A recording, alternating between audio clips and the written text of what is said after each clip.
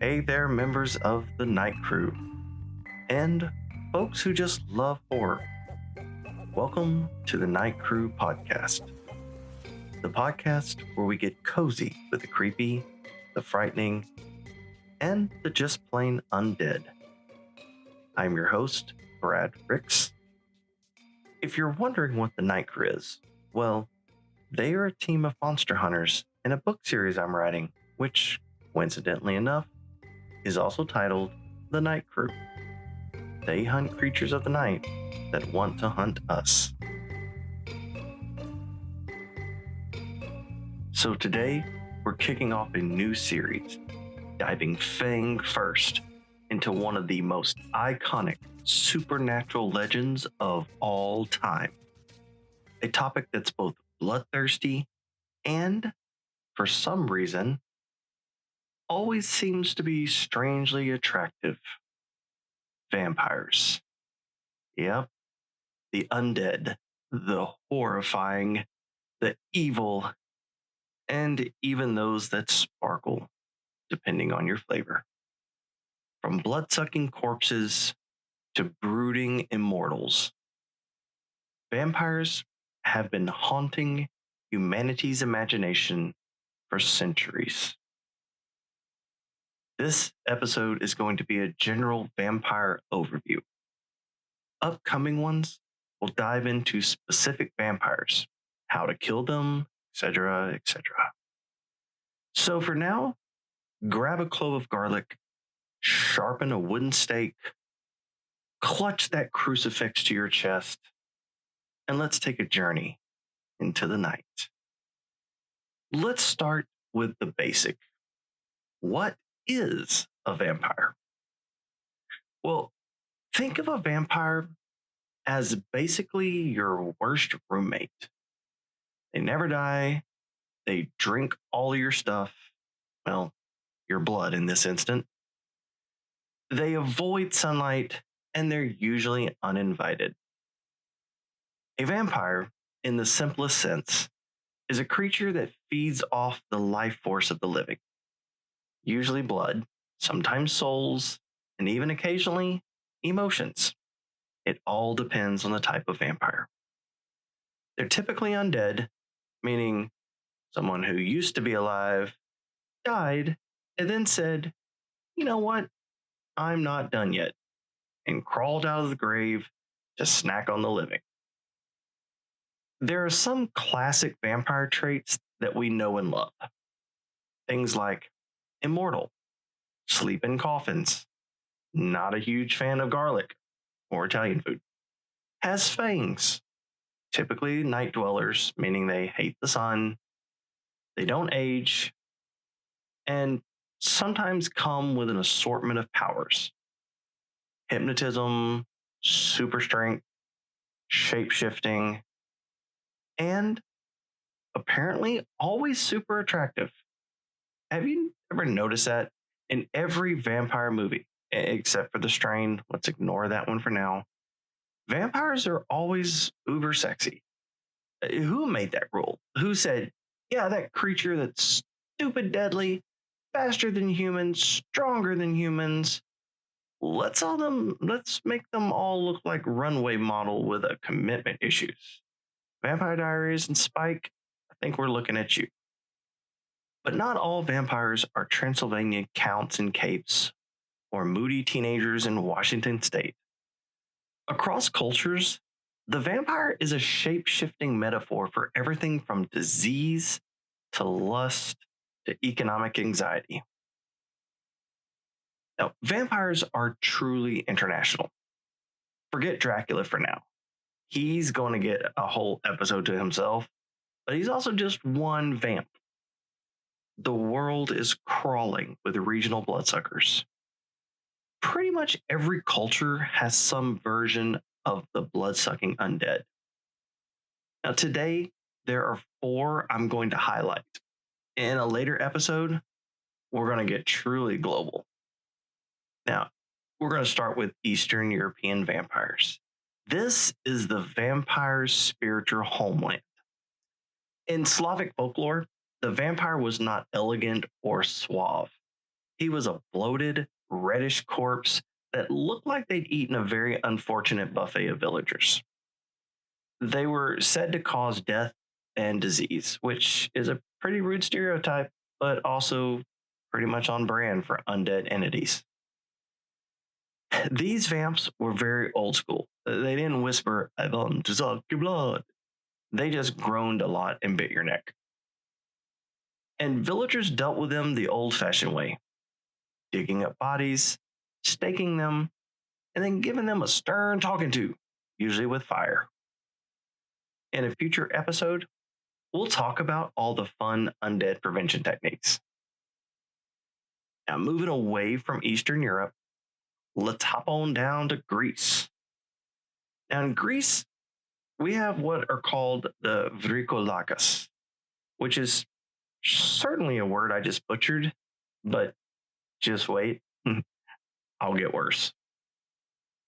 Now, this is a zombie vamp hybrid. The Greeks believed that a person could become one after death due to a sacrilegious way of life, an excommunication, a burial in an unconsecrated ground, or, wait for this one, eating the meat of a sheep which had been wounded by a wolf or a werewolf. Yes, I said werewolf. Gotta love the Greeks. Some at this time in history thought people with red hair and gray eyes were vampires. You see, these vampires, their bodies didn't decay. Instead, they would swell and have a ruddy complexion, especially when fresh and engorged with new blood. They roam at night, knock on your door, and if you answered on the first knock, congratulations, you're cursed. I guess ancient Greeks invented ghosting as a survival tactic. If someone knocked, you waited. Second knock? Sure. First knock? Nope, not today, Satan.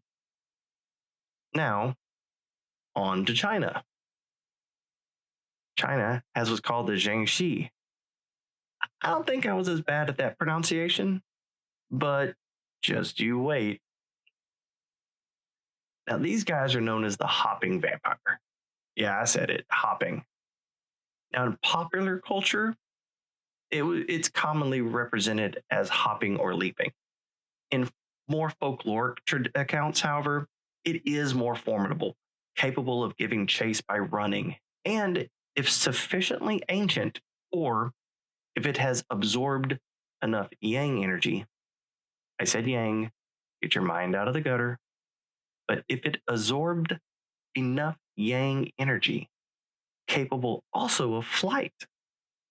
And according to some folklore, Jiangxi came from the hills, soaring through the air to devour infants.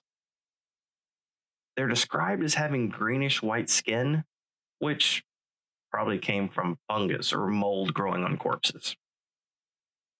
Now, back onto the hopping part. It jumps because its limbs are stiff with rigor mortis. But I guess if it's hopping, I guess its ankles are fine. I mean, can it bend its knees but not its hips? Inquiring minds want to know. Sorry, I digress. This one doesn't drink your blood, but suck your life energy or your chi. It's that yang energy mentioned earlier. Think of it as the feng shui vampire who just wants your energy, kind of like your boss on a Monday. Oh, and ways to stop them? Let's see. You got mirrors because they were terrified of their own reflection. Items made from the wood of a peach tree because they hated peaches. Now, it's probably because peach is like an essence of the 5 elements or something like that. I don't know. Chinese lore is weird. Now, lastly, the Philippines has a truly scary vampire. Are you ready for this one? It's called the mananaguls. Yep, I nailed that word. Now, with this one, welcome to some next level nightmare fuel. These are absolutely terrifying. By day, a regular woman. By night, she sprouts wings, detaches from her lower body, and flies around looking for pregnant women to suck the hearts out of fetuses. Creativity level terrifying. Why aren't there more movies about this one?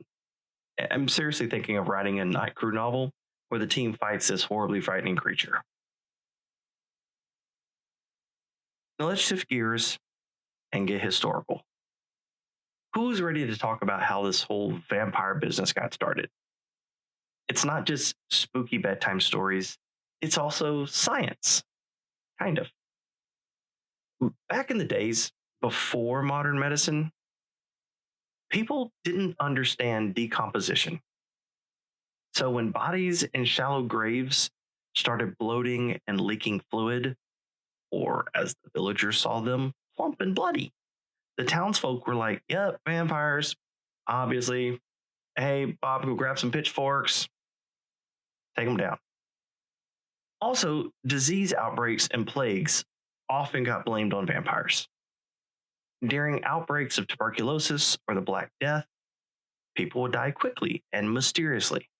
Clearly, it had to be the undead rising and draining the living. I mean, what else could it be? Tiny microscopic creatures that were carried by rats and villagers with bad hygiene? Oh, please, that's just crazy talk.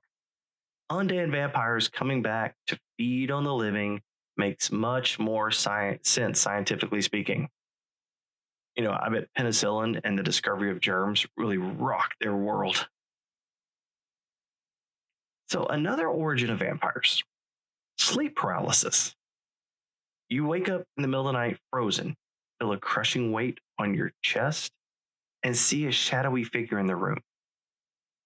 Modern science calls it a REM disorder, but ancient folks kind of called it vampire. And honestly, both are pretty scary. Now, let's talk of evolution. And not in the Darwinian sense, more like full on gothic makeover. In the 1700s, vampire panic hits Europe like a horror themed TikTok trend. These were actual panics. Officials wrote reports. Villagers dug up graves, they stabbed corpses, and even burned bodies just in case good old grandpa was a secret night feeder. In the 1800s, literature gives vampires their first, public relations makeover. It's really the arrival of the sexy vampire. One of the first major vampire stories is published in 1819. The Vampire by John Polidori introduces the world to Lord Ruthven, is a hot, cold-hearted aristocrat, may or may not ruin your life and your social season. John Polidori, it was Lord Byron's physician, and rumor has it he based this suave, seductive, and deadly vampire on Byron. Lord Ruthven really becomes the blueprint for our modern vampire. Fast forward to 1872, Sheridan Le Fanu's Carmilla introduced us to a female vampire. Now, it has some strong lesbian undertones, which is really scandalous for the time and way ahead of its era in terms of gender and sexuality and horror. But the crown jewel of vampire literature, you already know it. Shall we all say it together? Of course. Dracula by Bram Stoker comes out in 1897. Count Dracula was exotic, ancient, and unknowable. It's a mix of horror, sex, and foreignness that Victorian readers couldn't resist. I mean, he came with a cape, a castle, and some creepy charm. This is also where vampires become steeped in more than just blood, but also metaphor. You remember metaphors, right? That thing your English teacher always pointed out and wanted you to write a paper about? Well, blame the Victorian era. In Carmilla, vampirism becomes a metaphor for forbidden love and repressed desire. In Dracula, vampirism symbolize disease and moral decay and xenophobia, fears of the other in a rapidly changing world.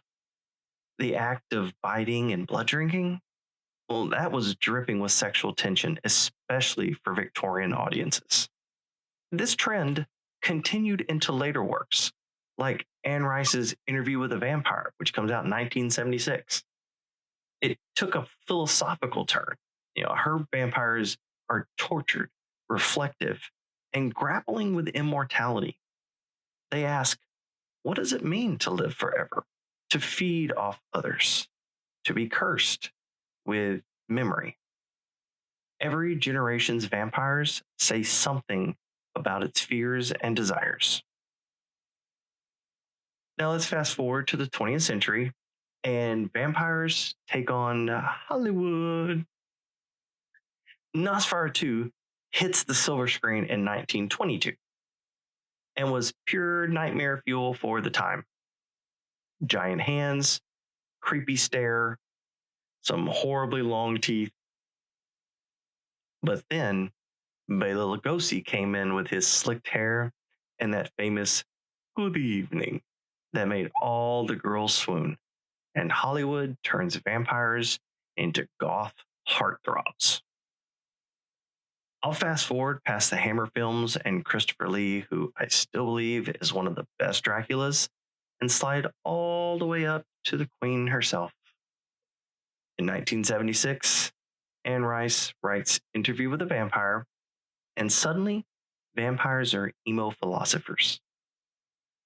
Now, in 1997, Joss Whedon, he creates Buffy and gives us high school vampires with issues. Blade goes full action vampire. True Blood and Vampire Diaries, it gives us vampires with some abs. And then there's Twilight. Stephanie Meyer's Twilight, which comes out in 2005, sparked a full-blown vampire craze. Edward Cullen, the sparkly, brooding vampire who won't drink human blood and struggles with abstinence, he flipped the vampire myth on its head. These weren't monsters anymore. They were tortured souls. Critics roll their eyes, including yours truly. But Twilight got a whole new generation into reading, and it opened the door for more diverse and romantic takes on the vampire myth. No longer just monsters, they became misunderstood monsters with really great hair. So, why are we still obsessed with the vampires? Vampires are the Swiss army knife of metaphors. They can be about sex, death, addiction, loneliness, capitalism, even eternal youth. They're terrifying, yes, but they're also super ass cool. They've got style, mystery, they don't pay rent, they sleep all day, party all night. Honestly, they're iconic. They're basically everything we're scared of and secretly wish we could be. Immortal, sexy, mysterious, no aging, no taxes. They represent our fears, death, disease, lust, power, but also our fantasies. It's like horror and wish fulfillment rolled into one emo, heartthrob, blood-sucking package. And the best part, they keep reinventing themselves. We love them because they evolve with us. One decade, they're monsters. The next, they're misunderstood lovers. They go from crypt-dwelling corpses to moody high schoolers. They are the Madonna of monsters, always changing. They're timeless. So, there you have it. A whirlwind tour of vampire history, culture, and pop culture reinvention. They've terrified villagers, charmed readers, and starred in more love triangles than we care to count.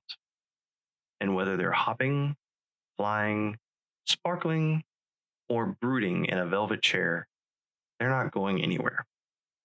They went from nightmare fuel to bedroom fantasies.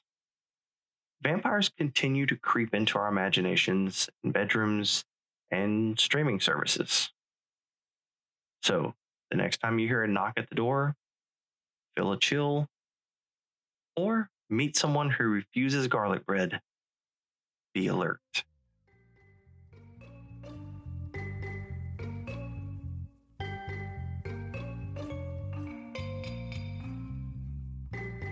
Well, that's it for the Night Crew podcast.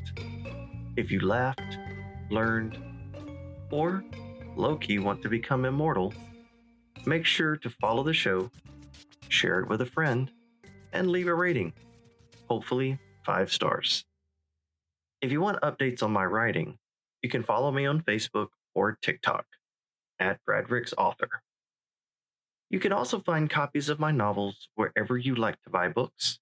But if you hop over to my website, bradricks.com, you can purchase signed copies of any of my books.